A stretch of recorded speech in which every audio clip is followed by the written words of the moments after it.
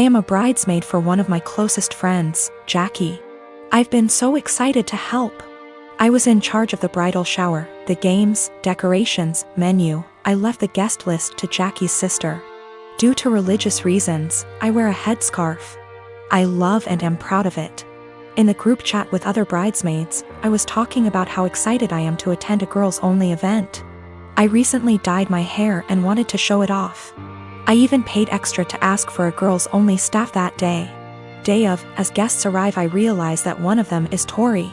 I know Tori as a family friend of Jackie's, but the few times I met her, it was before her transition to female. I was aware of it but unaware she was coming to the shower.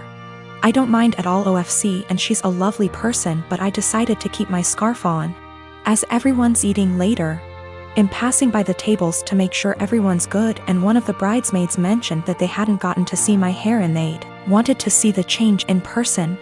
I tried to dismiss it at first or say, "Oh, I'll show you later." But the other girls at the table got curious. I got uncomfortable and I just said, "Oh, I'm actually not really comfortable taking it off right now," when pressed as to why. I said there's guests I don't feel comfortable taking it off in front of. There was a collective Oh. And I thought, cool, that's over. But one girl got aggressive and asked if I'm referring to Tori. She's loud and other tables turned to look. I don't answer. The girl asks if I wear one around men, so I say yes. She says there's no men here, so clearly you should take it off. I tell her again that I'm keeping it on. Another bridesmaid defends me and tell the girl to chill out. Tori comes over and says me not taking it off is a slap in the face to her identity. I'm just shocked and had no clue what to do.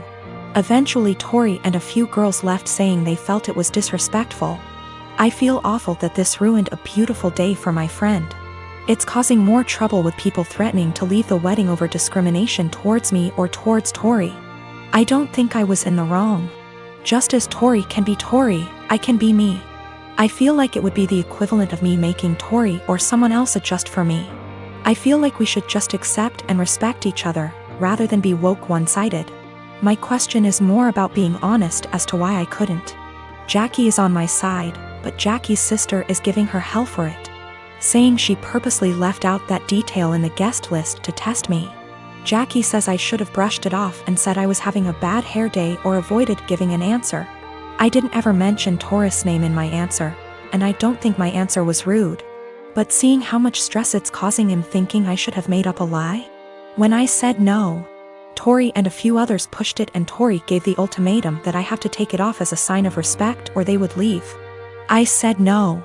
They ridiculed me, my faith, and even the bride and others for defending me. They were blatantly hateful towards my religion, and Jackie's sister purposely arranged for this to happen. For the religious standpoint, I am not aware of where she is in transitioning or what her sexual preferences are. I would never ask either, as that is personal. But that is information I would like before making a decision on how comfortable I feel with exposing my hair. I have a cousin by marriage, husband's cousin, that's 22 and dying of cancer. It was always her dream to marry and be a mom, and now that's not going to happen. It's hard on everyone.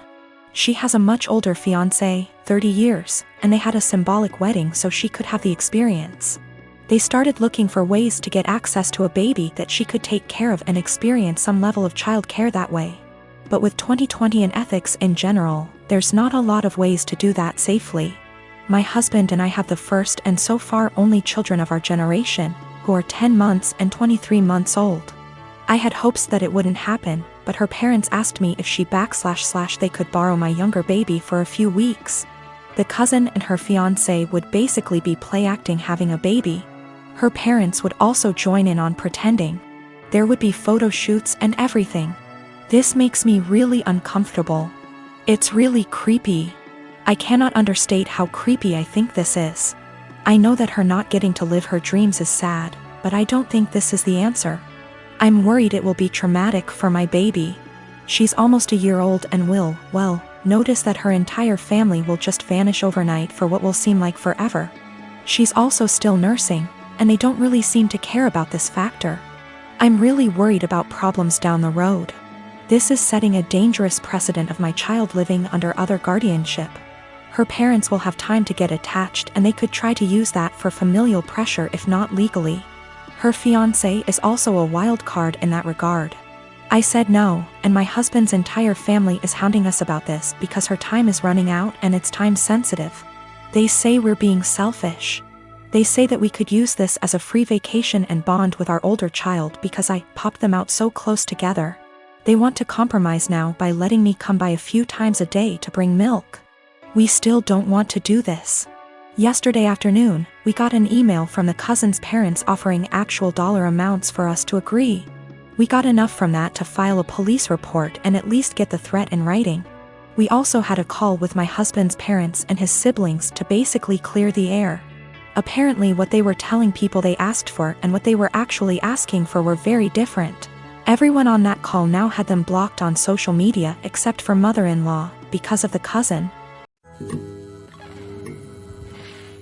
I was dating my boyfriend for 2 years. We didn't live together but lived on the same street and I was always over at his place.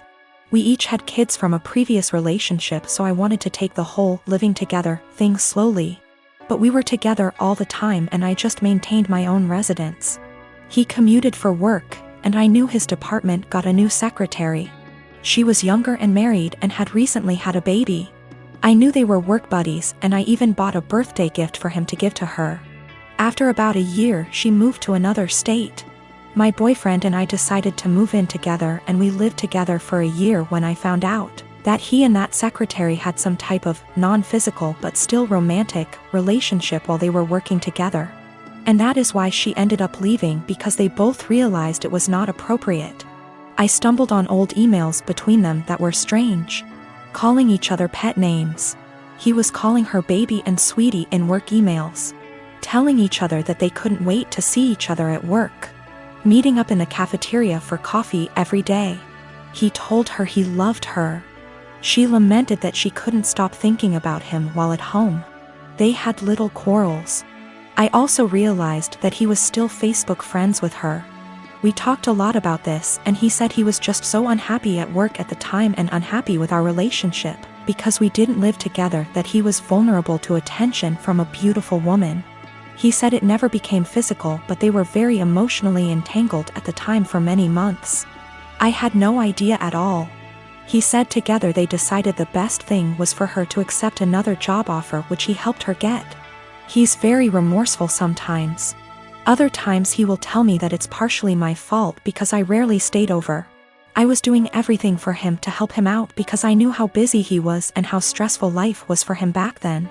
He will also try to tell me I was too cold. I've tried to move past this. I told him he needed to delete her from Facebook, and he did. It's been over a year since I found out, but I still feel so much hurt and anger if I think about it, or if something triggers me. Even something as stupid as a movie where the man is hooking up with his secretary. It's been over a year of anger, fighting, hurt and drama. The man I thought I was with is not the guy who would speak to his married secretary like that. Should I just give up? I'm tired of feeling this way. My ex Rose and I have a son, Jason. He is 15 years old. We broke up when Jason was 5. Rose has Jason on weekends. Rose married her now husband when Jason was 10. Her husband has 2 children, they are 17 and 16 and live full-time with them. Jason has a few chores when he's with them and easily takes care of them, while his step-siblings don't do theirs and Rose take care of them. This has been the only point of contention between our son and her. He has talked with her and even went to therapy. It was when Jason was 12 when we switched days. We stayed like that for a year and a half, but since things never really got better, we went back to our initial agreement. The situation is still the same, and a year ago Jason came to me complaining about it. I had run out of things to say to him when it comes to this subject, so I threw almost the same pep talk my old man said to me when I was about the same age as him. I told him that I understand that it sucks. While they can't do anything, you can do everything. You can cook, clean, do well in school, drive, handle your own money, and you even know how to handle the bills, and I'm not counting the things you've learned from your grandparents and your uncle. I can send you to live alone right now like my old man did with me, an inside joke. And I wouldn't worry, because even if you don't know how to do them, you take the time to learn. You are already ahead of many kids your age, even ahead of some adults. Do your part, and as long as she doesn't make you do their chores, let your mother take care of it. Just focus on spending time with her the way you've been doing so far. The world is going to hit your step-siblings hard one day. Jason took it well, and things have been going well until yesterday. He went out with his mother, and when they returned, they found their house a complete mess. I don't know what they did, but it was bad enough that Rose snapped and finally forced them to clean the house. The kids tried to get Jason to help them because they were struggling, but he refused, claiming it wasn't his mess. They kept nagging him, and Jason told them that I was right, they are really useless. His mother asked him if I really said that. He said I didn't, but it can be summed like that. He called me at night telling me that he probably got me in trouble and explained the situation. Rose with her husband came today about what I said. I told them that I never called them useless and explained what I said. But useless never leave their minds, and told me I'm an asshole and to stay out of their business. Rose and her husband comments were more about her kids, who I don't care, but when it comes to my son, of course I will. Jason wasn't standing there looking smug and calling them useless, he was in his room minding his business. The constant nagging and his mother's inability to stop them make him snap, that's when he called them useless. He knows he should ignore them or be more tactful, but I get it, his patience has limits just like everyone else. He apologized to his step-siblings before he came back to my house yesterday. He also apologized to me for kinda throwing me under the bus, but I told him it was unnecessary, everything cool between us. Why did he keep going to his mother? He wanted. Last year he was on the fence about going back, but after our talk, he finally accepted that his mother wasn't going to change, and he decided to work around that because he still wanted a relationship with her. Their relationship actually got better, but after what happened, their relationship is going to change. We have to wait if it is for better or for worse. Him and I talked, and he's still thinking about what to do, but he says that he'll probably do what he had planned last year. He will spend time with her but will not go to her house anymore. He's taking a few days to let things settle down, and then he'll let his mother know. She is not going to like it, but alas, she's not in a position to demand or ask.